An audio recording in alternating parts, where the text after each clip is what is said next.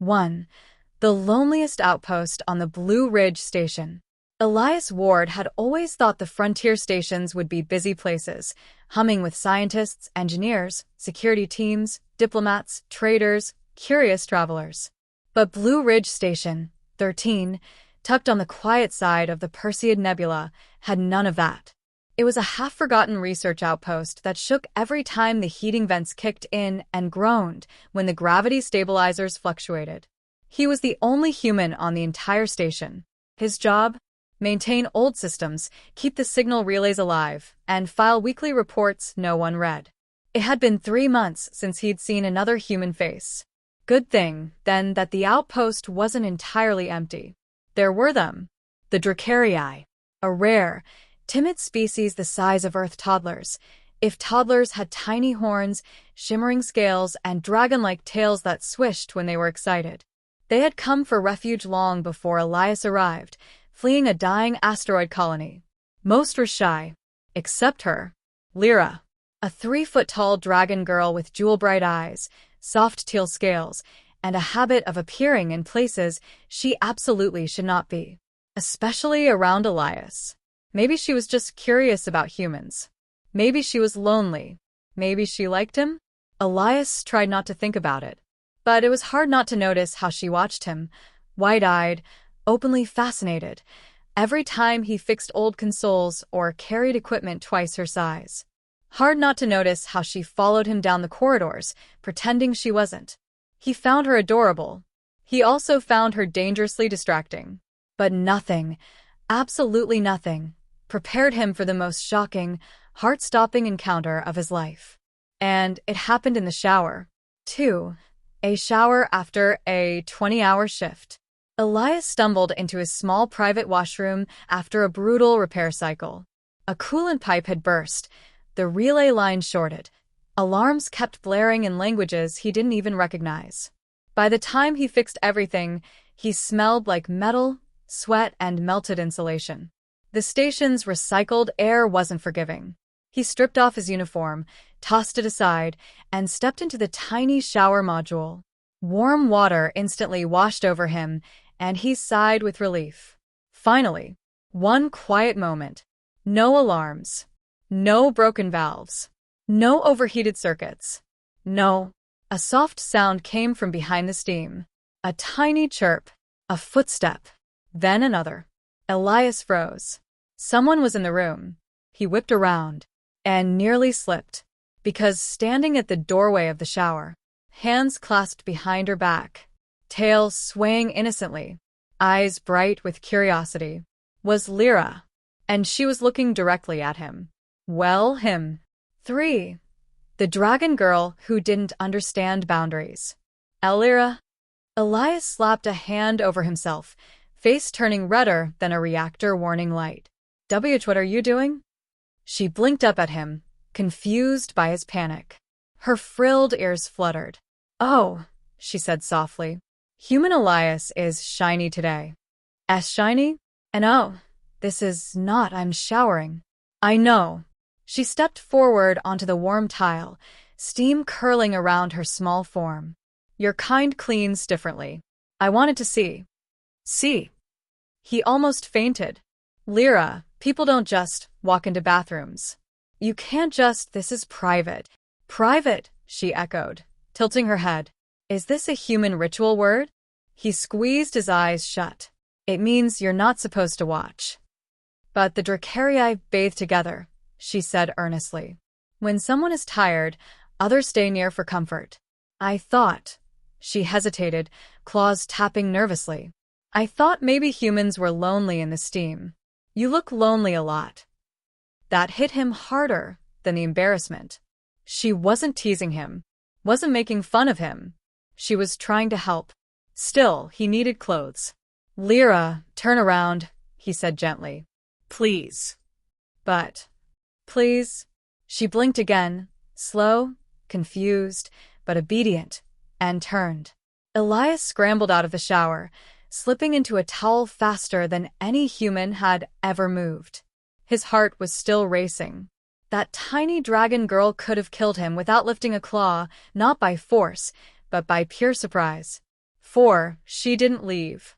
When he finally managed to breathe normally, he said, "Okay, you can turn back now." She spun around, and her expression brightened instantly. "You are wrapped in cloth armor. Good. It's a towel." "Towel armor." He sighed. "Sure." "Towel armor." She patted closer, small claws clicking lightly on the floor. "Did I cause distress?" "A little," he admitted. "Humans, we just don't expect people to walk in during shower time." She frowned, worried. "I did a wrong thing." "Just a misunderstanding," Elias said softly. "Not your fault." Her tail curled around her legs, a sign of embarrassment in her species. She looked so small suddenly, so unsure. "Lyra," he added, "I know you meant well." "Really?" He nodded. The relief on her face melted him. 5. Why she came. "So," he asked, drying his hair, "why were you looking for me?" She perked up again. "You didn't come to the common room today." "I waited. For many hours." "Oh." "You always come," she said softly. "Fixing things makes your shoulders heavy. You sit with us after. Today, you didn't." He rubbed the back of his neck. Work was a lot. She stepped even closer, placing her tiny clawed hand against the side of his knee. Her scales were warm. Comforting. "Then Lyra will help. Even if small hands can't fix machines, small heart can stay near." His chest tightened unexpectedly. She cared. Really cared. And she'd walked into the shower because she thought he needed company. An absurd, dangerous, adorable misunderstanding. "Lyra," he said quietly, "thank you." Her ears fluttered happily. 6. The encounter they never talk about but always think about. He got dressed quickly, but even fully clothed, he felt her eyes occasionally dart toward him, with curiosity, not desire. But the moment had changed something. He felt it. She felt it. A warmth. A closeness. A strange soft tension neither of them could explain. She walked beside him down the corridor, tail swishing in a shy rhythm. "You smell different now," she said thoughtfully. "It's called soap. It is nice." She looked up at him with a small, shy smile. "Very nice." He tried not to choke on air. 7. A threat in the dark. They reached the generator bay, where flickering red lights cast long shadows. "Elias," Lyra whispered, gripping his sleeve, "the air is wrong." He noticed it too. Coolant leak. Toxic vapor. Deadly if ignored. He rushed forward. But a pipe burst, spraying a burning plume of vapor. Lyra squeaked. Elias shielded her with his body, pulling her close. A tight, terrified hug. Her tiny hands gripped his shirt, trembling. Her forehead pressed against his chest. "No, don't be hurt," she whispered, voice cracking. "Please." "I'm okay," he breathed. "You." She nodded weakly, still holding him.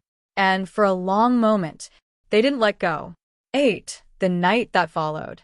After fixing the leak and flushing the air system, he carried her back to the safe zone. Yes, carried. She insisted she could walk, but her legs wobbled, and he didn't trust the air quality yet. So she curled in his arms, warm, light, trusting, her tail wrapped around his wrist. "Human arms safe," she murmured sleepily. "Anytime," he whispered. When they reached her small room, she tugged weakly at his sleeve. "Elias." "Yeah." "Shower rules." She flushed a shy golden color beneath her scales. "I will learn them." He laughed gently. "That would be great. But," she continued timidly, "can I still look for you when you are lonely?" He hesitated, only for a heartbeat. "Always." Her smile glowed like a tiny sun. 9 days of tension, warmth, and little changes. Over the next weeks, Elias found Lyra, waiting at his workstation, bringing him warm mineral tea, fixing small tools in her clumsy way, leaning lightly against his leg when she sat beside him.